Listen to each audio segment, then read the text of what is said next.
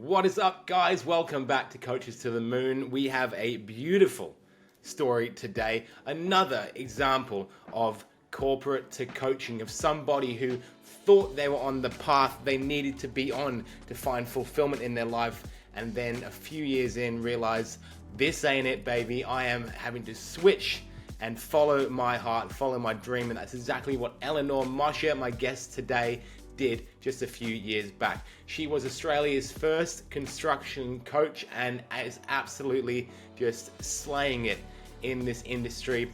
3 best-selling books, 300 plus episodes of her podcast, traveling all over the country and the world to talk, speak with, and mentor some of the biggest names in construction, working with the people behind the projects, not working on strategy so much as alignment, working not so much on numbers as personal growth. And Elinor breaks down every question and answer so beautifully in today's episode. We go on a real journey that I can't even begin to summarize in this intro. So I really just hope you enjoy this one. Listen in, take some notes. I always do. And I cannot thank you enough for being here. So check out Elinor's book, upcoming now, Secrets of the Construction Industry. And enjoy the episode, guys. This one's great. Thank you so much. Here's Elinor Moshe on Coaches to the Moon. This is Coaches to the Moon, the only podcast you need to skyrocket your coaching business and create true impact on the world. Here's your host, Alex Morris. Welcome back to the Coaches to the Moon podcast. Ladies and gentlemen, we're coming back to Australia today to hang out with Australia's first construction coach, Elinor Moshe, who is here today to talk to us about the plethora of things she's got going on, from working with the construction industry, from being a 3 times best-selling author, from having an award-winning book, Young Guns, and also host of the Constructing You podcast, which has over 300 episodes, which I'd love to talk to you about very, very soon, Elinor. And also, it's something I picked up today, voted best construction training company in Australia last year, or 2 years ago, by Build magazine. So just absolutely making me feel bad with how many awards and accolades you've got, Elinor. But nonetheless, I've got nicer weather than you here in Sydney, so I'm one-upping you there. Straight out of Melbourne, thank you so much for being here today. You're speaking to me from one of my favorite places in the world, so it's a pleasure and privilege to be here and have this conversation with you, Alex. Thanks for having me. Hey, no worries, thank you. And you got a great podcast voice. You've got a really good podcast voice. I'm sure you know that. You sound like a polished sort of TV anchor. Is that intentional? I have been told that many times, and this is not what I always sounded like. I used to hate my voice, and let alone the sound of it being recorded. But once you decide to own the gifts that are given to you, then it refines itself without too much of your conscious input. So yes. So yeah, open to hosting opportunities on television. Oh yeah, I could witness your voice kind of commentating the king's funeral or something like that. Give me something of more consciousness and merit. But yes. Yeah, I love that. How good. Hey, congrats on all the stuff you're doing. Honestly, we have a lot of people on this show. Some people who have not much of a presence, some people who do.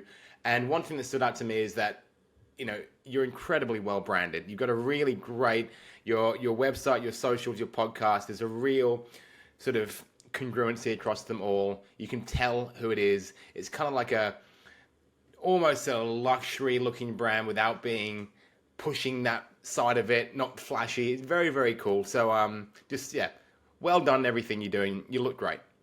Thank you so much. And congruency is the word that you picked up on. Obviously, you know your trade. And this is really one of the metrics which is required to give people that trust, because there are so many practitioners, tacticians out there, and it is the responsibility of the coach to make sure that they are giving the people who need them the most the best chance to say, well, this is the person for me. Yeah. And that's something that comes with time, I guess, because when you first start out, as in your journey, which we'll get into, you don't always know who you are, who you work with, your niche, your brand. And I mean, we only recently rebranded this year, after 3.5 years in business from a website that I just made myself, which is still live, and we haven't fully transitioned yet because I just don't find the time to do that stuff.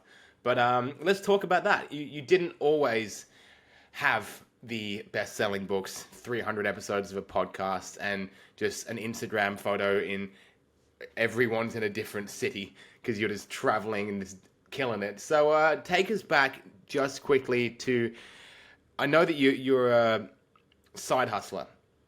When you started out, you said you always had multiple ventures on the go when you was getting into business, some successful, some not so. I think a lot of us can resonate with that. But I would love to know how and why we got into the construction niche, because as you said when you came on, I'm the least construction-y person out there. Construction-y being my new favorite adjective. So let's get into it. How did that all start, Eleanor? It's an accurate I thought that coming out of university, I would be the grandiose architect and still have a love for all things art, culture, and history. And that's what landed me in architecture, only to find that I was imaginative and creative, but not in that conventional design sense, which then led me to thinking that I needed something more practical, something more grounded, to which I did find the construction industry. And it was an industry that served me well enough in my 20s, as I did work predominantly on project delivery and enjoying the challenges that did come with it at the time. Would I go and do it again? Absolutely not. But we have to go through what we did in order to get to where we are today. And it was towards the last, I guess, 3-4 years of my career where the corporate paradigm started to shatter, and it was not adding up. It was simply not stacking up. How could it be that I would have to trade off all of my time, with freedom being my number one value, for someone else, for them to dictate how much I could earn? And of course, it's not to say that you can't triple your salary in corporate, but you have to play their game. And their game just wasn't making sense, because I looked around and 9.5 out of 10 people were dissatisfied, living in this mundane monotony. And it was coming out to be a political game. It was more a game of cutthroat politics if you wanted to get past a certain level. And that was not something that I was prepared for, because I did have a great run. For 7 years, I had a fantastic run in corporate. So things within the corporate construction environment started shattering at the same time. The world of, excuse me, side hustling started to open itself up. And then didn't make sense. How come there were people out there who were earning the same as my monthly salary, working from wherever they wanted, doing what they loved? And how did they make it possible? They can't have been more special than me. They really couldn't have. Now, whether they're around today is different, but at that point in time, they were still hustling. And I did, venture out into seeing what could be done in partnership with others, but it was on the not Christmas break. Oh, that's really wrong. The April Easter break. Together, Yeah, clearly pay attention to calendars and public holidays. Well, it was the April Easter break. A few years ago, we had a really long one, and I was working on a toxic project that was just draining me in every way possible, mentally, physically, spiritually. It was so antithetical to everything that I stand for. I didn't know that at the time. And it was the Wednesday night, and I was thinking, I need to get out of this. I need the next vehicle to at least get me out of here.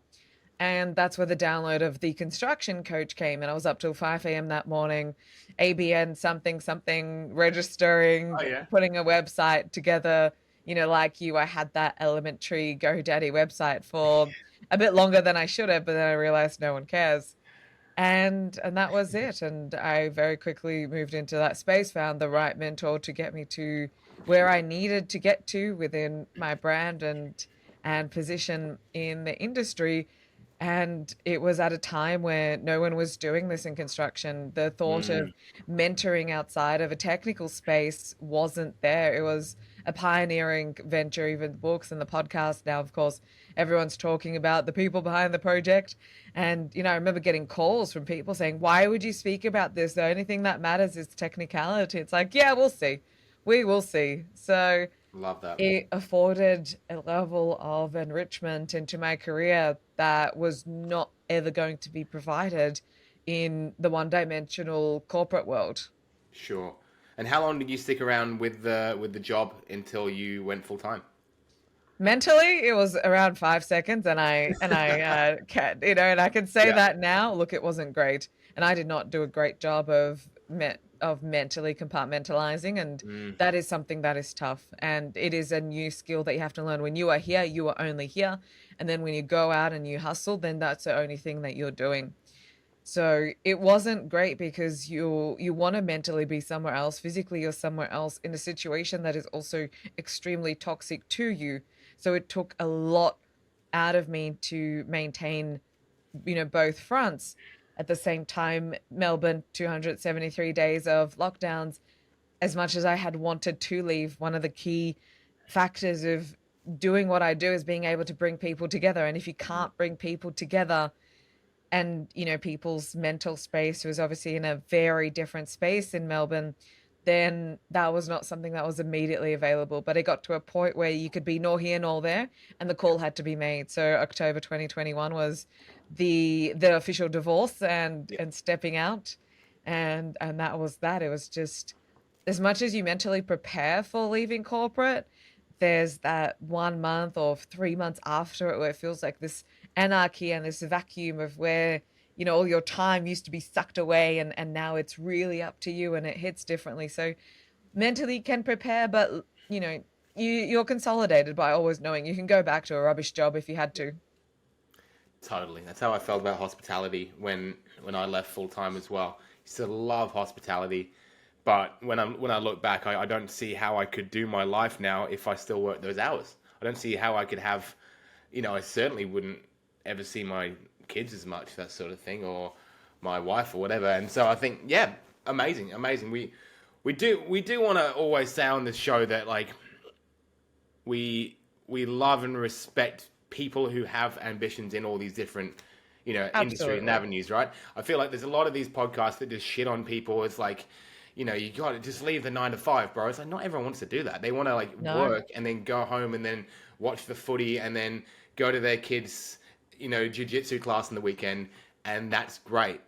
And but when you have that awareness that you had that it was toxic, which is nuts, and then you had that, I think you used the word download, which is a word I'm seeing more these days of saying this is what I need to do. Very, very tough to let go of that. It's like when you have you're going to break up with someone one day. yeah. That thought never goes away. That thought never That's goes away. right. And So look, the system isn't really set up for people to comfortably enough leave. So it's not mm, to, I'm definitely not. I see it all the time, like leave this or earn 100K in 100 days. Like, not really.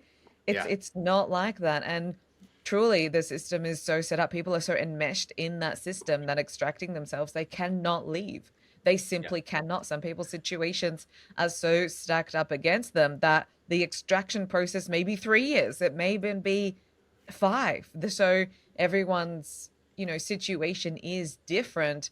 And the system doesn't even reward small business owners. It's not set up for that. So it is intricate, and it's definitely, even in the mentoring and the coaching that we do, you can't leave tomorrow as much as you want to. mm, You still have a commitment to an employer. They are still the ones who are paying you, so that does need to be on it. So it is a it is an interesting and difficult, not difficult, but an intricate time that does need a lot of careful consideration and planning. Not everyone can just, drive off into the sunset.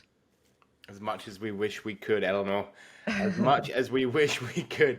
Um, really, really cool. And so we, for context, one of my good friends, clients, and returning guests on this podcast, Andres Garzon. He's a construction coach as well. He focuses more on the strategy, the business side of it. He talks about time, money, and team, cash flow, hiring, systemizing, that sort of thing. And you're working more with the people, more on what I call as a broad term personal development, but I could be overgeneralizing there. Is that how you say it? Well, as you correctly pointed out, I'm the least construction Yeah, coach. yeah, And being Australia's first, it was realizing from the outset that the profession was not what excited me. I cannot talk about risk. I cannot talk about the conventional frameworks.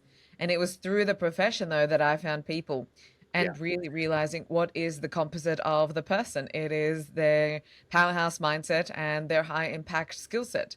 And being able to bring that training and development where no one at the time was operating in that space, because that's what I continuously found through the industry narrative, that the individual was not something that was focused on because it was not allowed. How dare you want to construct your career outside of the paradigms that were established in 1965 and did not have you in mind? So I immediately focused on, of course, the people, the careers aspect, because like others, I thought that I had to become this job title. I had to become this person who worked with the tallest tower and the biggest crane. But all of that really meant nothing when even a small level of introspection was to be had. So turning the narrative back, turning the focus back on the individual, their aspirations, what they want out of an industry, which is fantastic for those who want to play in it. There are people who take immense value from the building industry, and that is fantastic. It really does have a lot to offer, and I loved what I did when I was in there all the same. But it's not simply an industry which you're meant to plug in and play to conventional job titles and metrics and functions which may not have anything to do with you as an individual. So that's where the focus lay, was back on the individual, which inherently makes up the collective. I mean, what is an industry? It's a sum of its parts. What are the parts? The parts of the people. What makes up the people? There's certain aspects behind that. So that's where the focus had to shift, because that was also honoring my own experience within the industry at the time. Amazing. Well, let's dig into that, because something I'm really curious about. After I know some builders, we all know some builders and people who run their own construction companies. We know a lot of small business owners and bigger business owners. One thing I noticed about your content, like your podcast especially, is you use what I would call relatively coachy sort of language sometimes, talking about things like values, authenticity, alignment, all these things. And I would probably guess, and I'm assuming wrong, because you have a successful career, that a lot of builders, people in the construction industry, who I think of as a guy called Mick with a pie and like a jacket and like a gum boots and like a tucked in button up shirt, they're not particularly receptive to someone saying, what are your top 4 values? So I suppose the roundabout question is, did you have some pushback when you first started this, trying to introduce concepts to an industry that didn't ever address them? And how do you transition, less than receptive clients into being introspective and working on the things that will be beneficial to them? Sorry for the long Great, question. great question. I mean, target marketing is a massive aspect of what any coach is doing. And given my brand and how I speak, the totality of me would never have gelled with someone of that site nature, and that's fine. That they were not ones who I was going to speak to. I did not speak their language. They do not speak mine. So it did take time to find out the real psychographics of who I was drawing into the industry. It was, of course, not who I thought and set out to be. It was women who first started hating on me fast because they couldn't stand seeing someone like me do what I do. And this was not against women. It had nothing to do with gender. It's about how people think. And it was the 60-plus-year-old men who also couldn't stand, because it was so abrasive. It really went against the grain. And very quickly, as soon as I got out of the gate, the haters started coming. And I knew this all along, having authority, it's two sides to the same coin. You want the raving fans, you're going to get the people who want to bring you down. It works both ways. As soon as I launched my podcast, I think 5 or 6 weeks after that, I had maybe 10 episodes, and I already started getting 1-star reviews. And it continued to continue. I met people who didn't know me. I've never spoken to them before in the industry. And they were telling me how they're senior executives in the industry going around telling people that I scam people for their money. Yeah. And Yeah. I put up a video on social media asking them to come out and have an online debate with me. And if they're willing to debase me, then and prove me right, then or prove me wrong, then so be it. Yeah. So it's a big part of any industry where something that is so unfamiliar to their worldview and paradigm as to how you can make a living and how you can commercialize is threatening to what they know. So the only thing that they know how to do is to go with either personal attacks or just completely disqualify without any empirical evidence.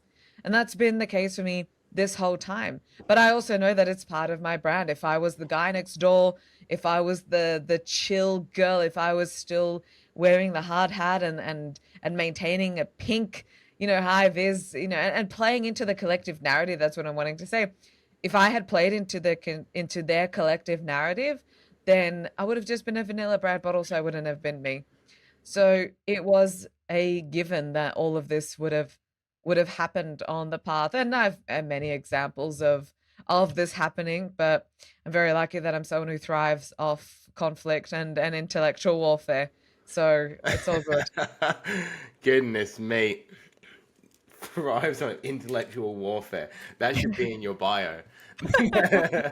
That's gnarly. I love that. I love that. No, that's great. And how interesting to have haters straight out of the gate. Like that's rough because usually you get the haters from these people, these online people. They try and stir up controversy on purpose to get more of the name for themselves, and they'll say like these Facebook live videos saying like, this is why you're broke, and this really incendiary statements. But you're just out there doing something helpful in the industry that thinks it's not helpful. And so you were not being controversial, other than you were just saying something that people didn't believe in yet, which I suppose makes you a little bit like Jesus. So maybe put that in your bio as well. Yeah. Just a little No, bit. but you're absolutely right. And I think back to the message and what I was talking about and how not average, that's really not the right word, but it was not revolutionary. It was construct your own career Mm, instead of letting others do it for you. That was always the core of it. And I still stand by the individual doing what they need to for themselves. That was really the crux of it. And it remains phenomenal how something so, I don't want to say basic, but it sounds simple to say, but it's not simple to do. yeah. That's what it is. How that aggravated so many people, but also just highlighted. And I'm glad all of this happened because it gave more insight into human behavior than anything else. And I'm sure you find the same. You want to learn about human behavior, go market anything. Yeah. So it was revealing and led me to where I am now and where I'll need to go next. So it's all been good. You need that. We say in marketing, everything's a test until you do it, and you literally never know. You can have educated guesses of how something's going to go, and you can have a proven system, but sometimes you turn it on and it's just crickets, and you don't know. You just don't Exactly. know until you're like, this is a grand slam. You know, people need this in the construction industry, and then why am I getting 1-star reviews? All right, let's talk about that for a second, because thriving off of conflict is something that I wish I was better at. I still, I'm definitely got people pleasing traits in me, and I find that I'm getting better at the difficult conversations in business. But still, when there's a call coming up that is an unhappy client, or you've got to have, you've got to let go of a team member, I still do avoid these things a fair bit, and I'm trying to get better at them.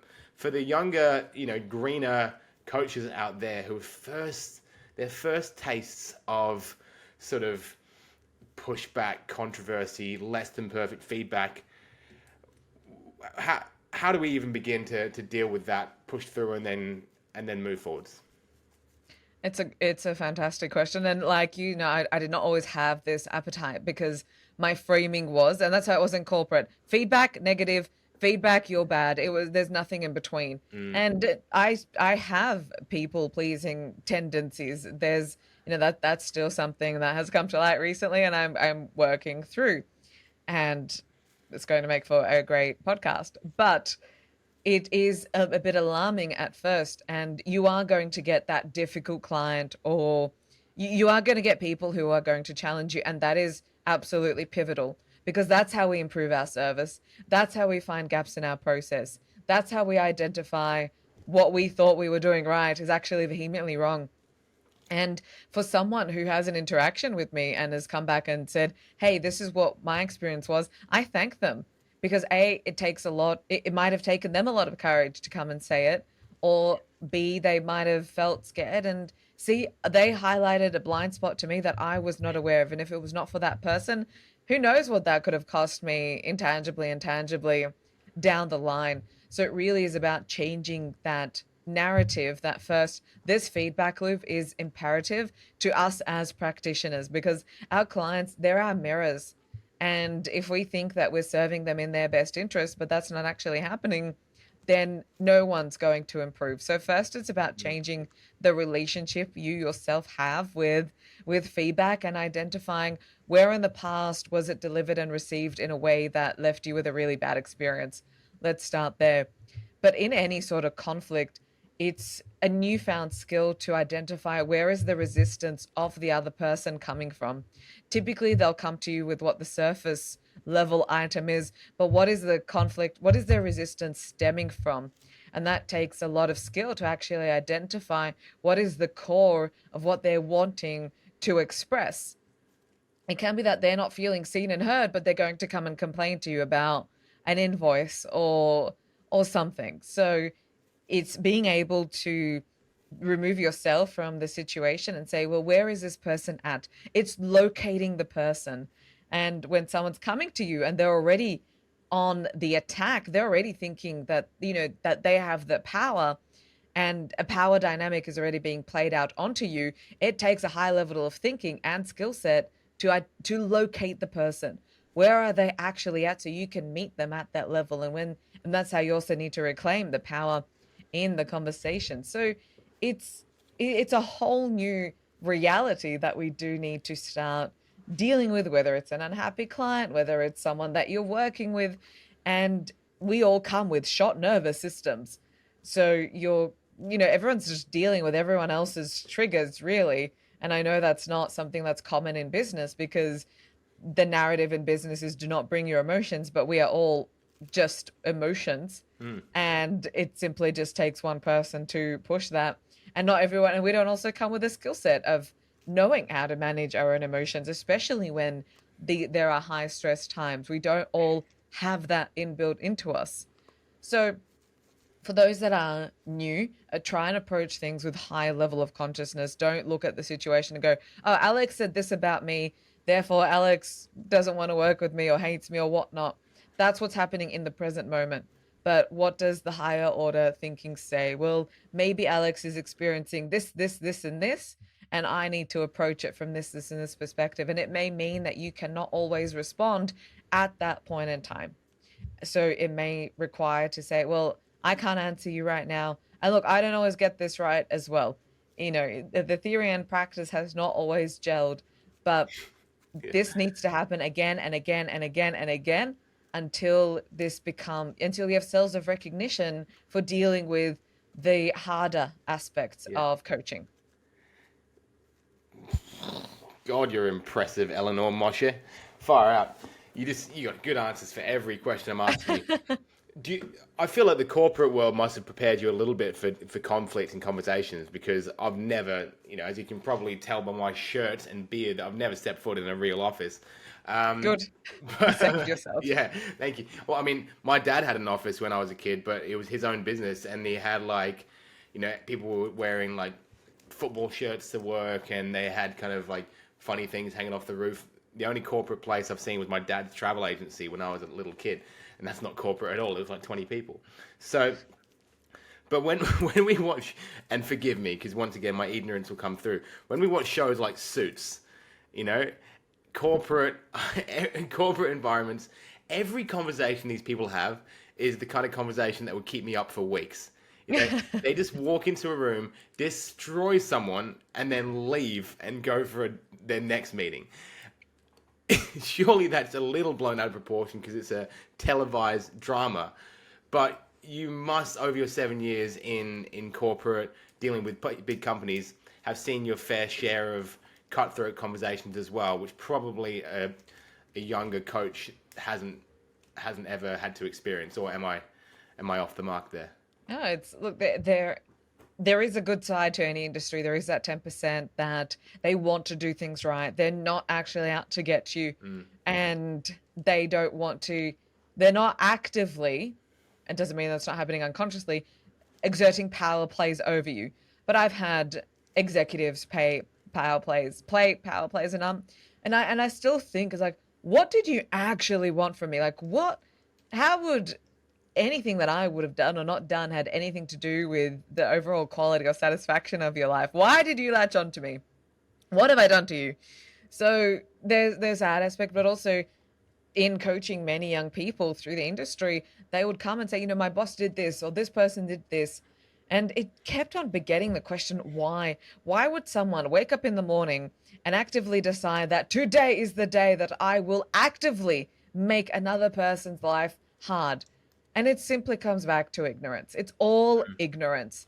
And where do you find the most ignorant people? In corporate. Now I am actively quite, anti the structures that do not allow for individuation. Yeah. That I understand that corporate has its place. I do, but it truly needs a reformation. Yeah. And that reformation can really only be done through the collective consciousness being upgraded. And it's only gone the other way, I think, really over the last few years. So it comes through ignorance, where people are not exercising that real awareness of what is the bigger picture at play here. Why does making the graduate's life more difficult, or playing politics, or trying to get them to agree to rules that are archaic? What are we actually doing here? What game are we all playing here? So I look, if politics is played out against people who have at least more than 1 year in the game, then maybe I don't want to say there's a place for it, but there is a certain strategy required to excel in corporate. But to do it to people who have just entered the game and they want to learn and they're not really sure what's going on, they're a bit doe-eyed, then it doesn't make sense. So there's a lot of flaws within the system, which is where there is immense opportunity for those who want to consult to the industry, but it fundamentally stems from ignorance. And this is where the skills that are needed. When I had politics played against me, I had no idea what to do. Absolutely none. Like you, that conversation I spun. I was like, what is happening here? And you want to say so many things, but you don't also know how to say it in a way that's landed. So I was at that point in time as well, where there was no ability to express. There was no ability to, how do you even go up to a manager and want to have a conversation? No one teaches you the things that you actually need in order to win at the game. What they're teaching you is how to do perfunctory things that can be replaced and will be replaced. And that's also where more and more of my brand developed. And that's where the book Young Gun, my third one, was born. It was a cathartic exercise to just release the corporate the corporate layer, but also to start giving people that awareness that if you do want to win at this game, everything that they're telling you is 100% not what you need to actually win. They're completely different conversations, and that's where the third book was born. My word, what a segue to my next question. But before we get into Young Gun, your most recently, and I believe most highly awarded of your 3 books so far. Correct. I think that it's really refreshing to see someone talk about the need for updating a lot of the systems we live in, because it feels like they're based a lot around like corporate, like you said, set up in the 60s, the way we do business, the way we do coaching, and then, get into government and everything, pretty outdated. And so that gave you resistance when you first came into the industry. Because people were just living in the system they've been told to live in, and that happened to a lot of us as coaches. I think when we first came out as coaches, people understood what a personal trainer was 10 years ago. That became pretty commonplace. But having a coach or saying you're a coach, still a bit of a, you're guru Tony Robbins, don't drink the Kool-Aid kind of thing. So really nice to kind of hear you talk about that one, and make sure everyone to subscribe to me and Eleanor's new revolutionary podcast where we break down the systems of, we create new alternate systems of government and commerce to bring us into new realities where we can decentralize and have control over our own communities and move forwards as one loving collective. But that's for another day. Young Gun. What a great book. Let's talk about it. I haven't read it. I learnt about it yesterday, and I'm really excited to get into what is a young gun. Please, Elinor. A young gun is that which has more hunger, more vision, and ambition than the mediocre minds of those around them. They are the ones who are going to create the businesses. They are the ones who are going to have the 50 side hustles, and they'll still do more. They're the maximalists. They're not the ones who will look at the status quo and say, yes, I need to be exactly like all of you. They are the ones who will take the unconventional action. For example, something as simple nowadays to invest in coaching. Yeah. And I completely understand that the investment in coaching is at times an investment in the complete untangible, and it takes a lot of trust, because it's very different to if I say, build me a building, I know what I'm going to get. But do you always know who, what, or how you'll develop, or the results on the other side? No. And of course, there are many tacticians and pseudo practitioners out there. So I understand the skepticism of the industry. I have that myself when I'm seeking to engage someone. And I'm really a difficult person to consult with because I can see right through everything. Yeah. But, I also don't, I understand that skepticism with some practitioners, not to say they're not good, but I can see the flaws in even what they're doing. Yeah. So I completely understand where that is. But going back to Young Guns, they are the 10% of the industry, and there's the absolute powerhouses, which are the 1% of the 10%. And they're the ones who will be the ones of major influence and impact. And they're fundamentally the ones who need to live life on their own terms because they can't play into the system. And that also emerged from my clients who, after they got into the industry, they're like, well, what now? It's like, yes, that's right. What now? What do you actually need to know now? Because no one's going to give you that roadmap. You're going to come across all of these things either as a rude awakening, or would you rather be well versed before you actually get into the industry? And that's where the book was born. So yeah, no second guess that. It's an A to Z guide on how to win at the game. P is for politics, of course. Yeah. Giving people just that seed of awareness. A is for ambition. B is for brand. So what are all the things that you do need to be actively constructing for your own career, especially if you do wish to play that game? Because otherwise you will be rendered either A, irrelevant, or you'll burn out. You'll find that you've played the game 10 years and you got it all wrong. It's like being out on a baseball field playing the rules of tennis. I mean, the two don't go together. They just do not work. So it's the same for the corporate field. Thank goodness you brought it back to tennis. I was like, I don't know anything about baseball. I don't know where that came from. I'm the least sporty person as well. So no, I like it. I like it. I think that's what we call a slam dunk in the podcasting industry, guys.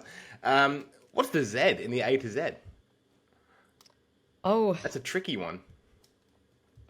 You know what? I do not remember. So I do need to. You didn't get that. I don't read. Zeal. Yeah, that's a good one. Zealous. Yeah, I was going to say zealous is a good one, or Z is like get some sleep. To be filled with or motivated by zeal, to be fervent. And Y is for yearning, and X is this was a relatively challenging one to find, but I'm like, I'm not going to be one of those that skips X, or does like something that starts with EX. Yeah. Extra. Yeah, exactly. X is for xenodochial, which is friendly to strangers. So I talked about the need how do you approach, how do you build that rapport with others? Yeah. And I spoke about charisma as well. So yeah, that's A to Z. That's actually huge though. Friendly to strangers. You can really tell a lot about someone's, I suppose, capacity for success by how they treat a barista or, the guy mowing their lawn or whatever. people who, when I used to get talked down to a lot when I was in hospitality, and we worked in the city, we'd have like fancy people coming for fancy lunches, and some of them were beautiful, really generous, lovely, lovely men and women who would learn our names and tip us, and some of them really talk down to us, like finger snapping wankers is what I'm talking about. And it's like, you got to this point like 20 years ago, bro. You couldn't make it in this world now, maybe, because you're just not nice to people. So that's great. Xenodocule, writing that one down. All of my daughter's alphabet books, it's all xylophone. So I'll start And recommending. it's not even about, being friendly. There's, people have bad days and whatnot, but it's just don't be the complete opposite of friendly, or just have a level of amicable or wanting to understand, again, where is the other person at? And yeah, you've seen more of that than most.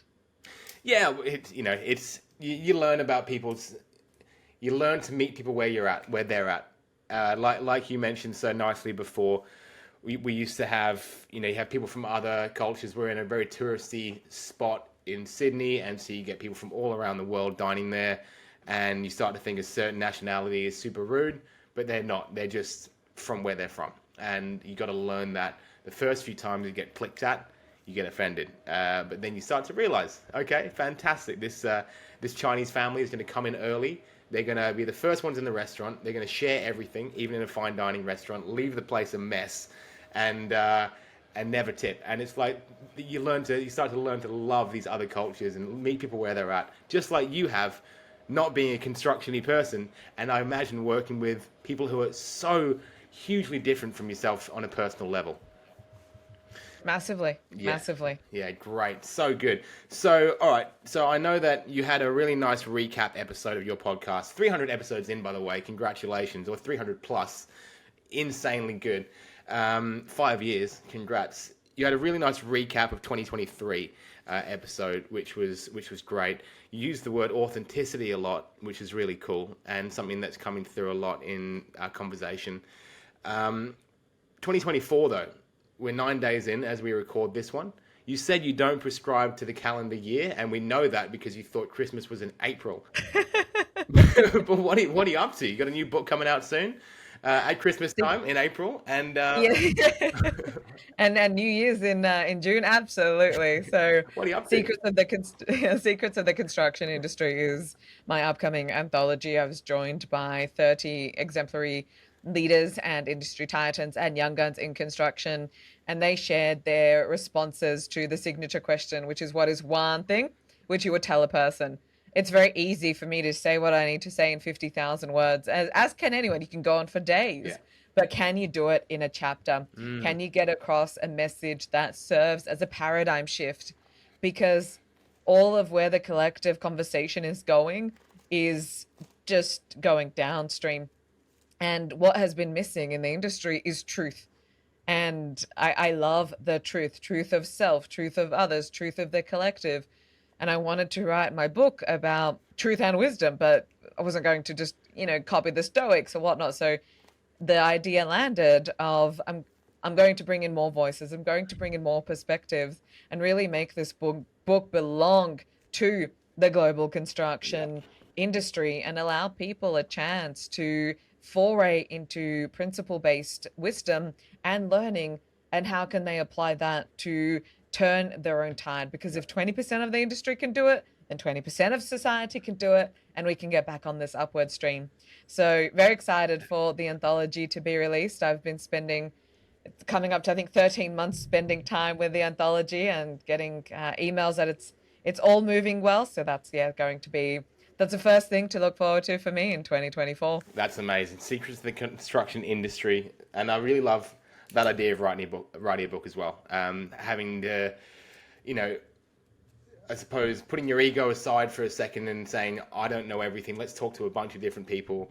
And, it's very easy to talk in 50,000 words. So good. Elinor, it's been an absolute pleasure talking to you today. Really, really fun.